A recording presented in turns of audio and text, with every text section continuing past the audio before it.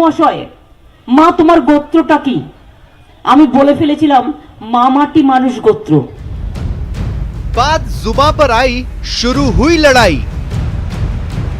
मुंह पर पहचान, सियासी घमासान। तृणमूल कांग्रेस को हटाना है। मेरे साथ मुट्ठी बिंची और बोलिए भारत माता की।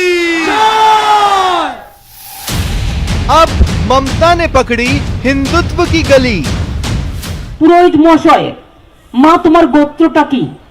আমি বলে ফেলেছিলাম মা মাটি মানুষ গোত্র। আজকেও তিনি যখন আমায় জিজ্ঞেস করলেন, আমি বললাম দেখুন আমার তো একটা পার্সোনাল গোত্র আছে, সেটা সান্ডিল্য। विपक्ष की चुनावी चाह, हिंदुत्व की राह। खुद की छवि से क्यों बनाई दूरी? विपक्ष की मजबूरी, हिंदुत्व जरूरी। आपने सुना ही होगा नाम में क्या रखा है, लेकिन पहचान की सियासत अब कुछ यूं हो चली है कि नाम को तो जाने ही दे, गोत्र, आस्था जैसे विषयों पर आर पार हो जाता है। नमस्कार, वक्त हो चला है प्राइम डिबेट का। आपके साथ मैं हूं स्वप्न। हिंदुत्व जीने का तरीका, आस्था और सलीका विवादित नहीं है, पर वो सियासत ही क्या जो किसी भी बात को विवादित ना बना दे। एक बार फिर बीजेपी के खिलाफ लड़ रहे एक दल ने चुनावी रण में अपना गोत्र बताना जरूरी समझा। यह कदम पहले कांग्रेस ने उठाया था और आज भी कभी कभार उठा लेती है, पर उसका फायदा उठा नहीं पाई। बीजेपी के लिए तो यह होम ग्राउंड वाली स्थिति है, पर सवाल यह है कि आखिर ऐसा क्या बदला देश में कि विपक्ष को हिंदुत्व के रास्ते से अपना वास्ता बताना जरूरी महसूस होने लगा। आज इसी पर बहस। पहले प्राइम डिबेट के प्राइम सवाल नंबर 1 कि क्या विकास और सरकार के कामकाज पर हमला बोल बोलकर विपक्ष इतना थक गया है कि उसे चूंकि बढ़त नहीं मिल पा रही, ऐसे में वो इस तरह के मुद्दे उठा रहा है, यानी क्या विकास पर विपक्ष क्लीन बोल्ड हो चुका है? सवाल नंबर 2, ये बीजेपी की पिच है जिस पर खेलने की कोशिश विपक्ष कर रहा है, तो सवाल यही है कि बीजेपी की पिच पर ऐसी बॉलिंग क्यों?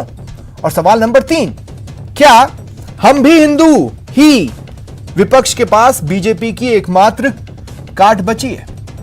तो इन तमाम सवालों पर जवाब खोजने की कोशिश करेंगे। मेरे साथ जो गेस्ट हैं आपको इंट्रोड्यूस करवा देता हूं। आर तिवारी जी कांग्रेस का पक्ष रखेंगे, पंकज मीणा जी बीजेपी का पक्ष रखेंगे, मोहसिन खान जी प्रवक्ता हैं AIMIM राजस्थान के, और ओम सैनी जी वरिष्ठ पत्रकार हैं। आप चारों का स्वागत है न्यूज 18 राजस्थान पर। पंकज मीणा जी, आपसे शुरुआत करना चाहता हूं।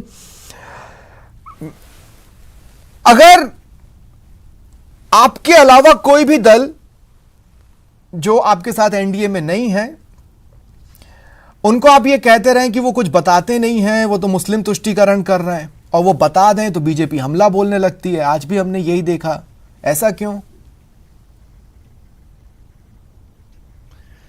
देखिए सुनील जी, आपने ठीक कहा। मुझे लगता है कि शायद आपने कि मेरे मन के भाव पढ़ लिए। देश की राजनीति में इसमें इस वक्त ऐसी स्थिति हो रही है कि कोई राजनीतिक दल चुनाव हारता हुआ नजर आता है तो उसके नेता अपने गोत्र याद करने लगते हैं, और कई बार तो नेता लोग जनेऊ भी धारण कर लेते हैं। परंतु आज के ममता बनर्जी के इस बयान से एक बात स्पष्ट नजर आ रही है कि वह स्वयं नंदीग्राम हार रही है, और वह स्वयं उनका तृणमूल कांग्रेस पूरे पंकज, अगर आप ये कह रहे हैं कि दूसरे दल चुनावी मजबूरियों के तहत ऐसा कर रहे हैं, तो आप भी तो चुनावी बात कर रहे हैं। आप क्या नया कर रहे हैं? आप भी तो वही बोल रहे हैं, आप नंदीग्राम ले आए, आप वोट ले आए। नहीं, मैं इसीलिए वोट इसीलिए लिया है कि आज किस परिप्रेक्ष्य में उन्होंने गोत्र बताया, ये सोचना महत्वपूर्ण है। इसके ऊपर एक बार चर्चा करनी जरूरी है। देखिए, उन्होंने चूंकि हार उनको नजर आ रही है, इसलिए उनको लगा कि कहीं ना कहीं जो मेरी परिस्थिति हिंदुओं में कम हो रही है, उनको ऐसा लगता है कि मुस्लिम तो हमारा है ही है, वो मुस्लिम वोट को तो अपने जेब में डाल के रखती है। तो ये जो धर्म की राजनीति करने वाले लोग हैं, ये तो आपको तो खुश होना चाहिए ना कि आप लोगों को उनके धर्म, उनकी जाति, उनकी गोत्र याद दिला रहे हैं, फिर आप चिंतित क्यों हो जाते हैं? आप हमले क्यों बोलने लगते हैं? आपको तो अच्छा लगना चाहिए।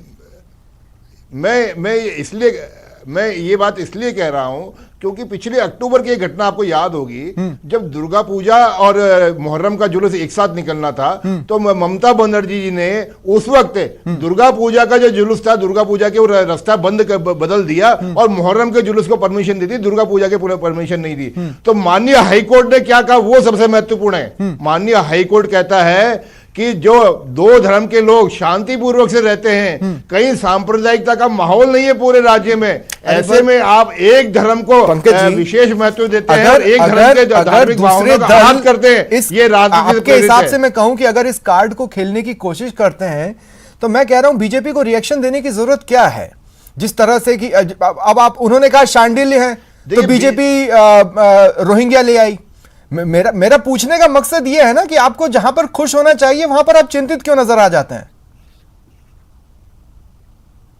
नहीं, हम चिंतित नहीं है। हम चिंतित इस बात पे थोड़ा जरूर है कि देश के जो विपक्षी दल हैं क्यों सांप्रदायिकता की आग फैलाने में लगे हुए हैं, क्यों हिंदू मुसलमान बांटने में लगे हुए हैं, क्यों विदेशी अरे सुनिए, अरे तिवारी जी आ रहा हूं, सोचो यार तिवारी, अरे तिवारी जी आपका नंबर आया तब बोले, मैं आ रहा हूं, मैं सभी के पास आ रहा हूं। शॉर्ट में बोले फिर मैं दूसरों को शामिल करता हूं। आपको तो वह 4 सीट भी नहीं मिलने वाली है। आप तो हरिभजन करने के लिए वो बंगाल के अंदर है, क्यों परेशान हो रहे हो आप? तो अरे पर अगर वो हरिभजन करेंगे बंगाल में तो आप उस पर भी हमला बोल देंगे। जिस तरह से आप लोगों के रिएक्शंस आ रहे हैं, अगर वो हरिभजन करने लगे तो बीजेपी तो तैयार बैठी है उस पर, उसको भी कोसने के लिए। लेकिन ठीक है तिवारी जी, मैं आपके पास आ रहा हूं। तिवारी जी नहीं, आप रुकिए ना, पंकज जी 2 मिनट रुकिए।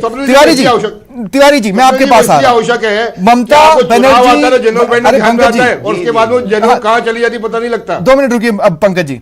तिवारी जी, ममता बनर्जी वही सब कर रही है जो आप कर चुके हैं। अब मैं आपसे ये पूछ रहा हूं कि जो आप कर चुके हैं उससे आपको फायदा क्या हुआ? मैं ममता बनर्जी का प्रवक्ता नहीं हूं, मैं बैरागी साहब तो आप सवाल तो सुने। ममता बनर्जी की पार्टी का प्रवक्ता फिर तिवारी जी देखिए, हमारी पार्टी, हाँ मैं तिवारी जी सवाल क्या था? कहना चाहता हूं भारतीय जनता पार्टी हिंदुओं की जो ठेकेदार बनी हुई है, ममता मैं आपसे क्या कह रहा हूं, चुनाव में वो जवाब दिया है तो उसको कहां बुरा मानना चाहिए? अगर वो ब्राह्मण है और ब्राह्मणों में भी शांडिल्य है, मेरी बात सुनिए, इनको तकलीफ क्या होनी चाहिए? मेरी बात सुनिए। आप टीएमसी के प्रवक्ता नहीं है तो आप उनका बचाव भी ना करें। मैं सवाल कांग्रेस से जुड़ा हुआ पूछ रहा हूं। मैं आपसे यह पूछ रहा हूं कि ममता बनर्जी वही सब कह रही हैं या कर रही हैं जो आप कर चुके हैं, यानी कांग्रेस कर चुकी है, उससे आपको फायदा क्या हुआ था? सवाल ये नहीं, ये पहला चुनाव, स्वप्निल जी, पहला चुनाव है जहां राष्ट्रीय मुद्दे गौण है।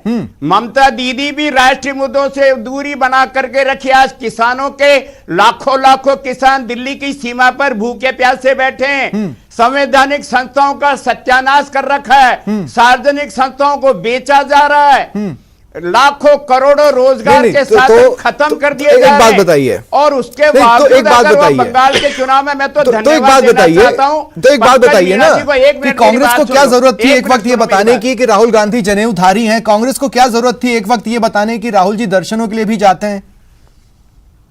अरे भाई ठेकेदार हैं बैरागी जी, ये ठेकेदार हैं। हिंदू मैं भी हूं। वो ठेकेदार हैं तो आपको थोड़ी ना कर्जे में रखा है महाराज, आप क्यों बता देते थे?